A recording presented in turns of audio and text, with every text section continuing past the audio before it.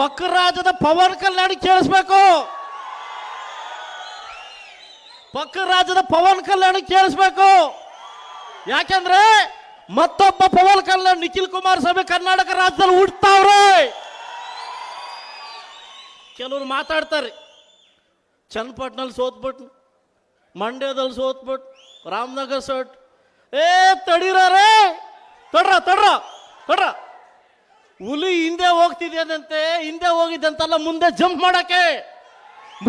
ಮಾಡಕ್ಕೆ ಮುಂದಿನ ಯುವ ರಾಜಕಾರಣದಲ್ಲಿ ಕರ್ನಾಟಕ ರಾಜ್ಯದ ಒಂದು ರಾಜ್ಯದ ಸೃಷ್ಟಿಕರಣ ಮಾಡಲಿಕ್ಕೆ, ಒಂದು ಇತಿಹಾಸವನ್ನು ಕ್ರಿಯೇಟ್ ಮಾಡಲಿಕ್ಕೆ ಇವತ್ತು ಒಂದು ನಿಖಿಲ್ ಕುಮಾರಸ್ವಾಮಿ ಮುಂದೆ ಬಂದವ್ರೆ.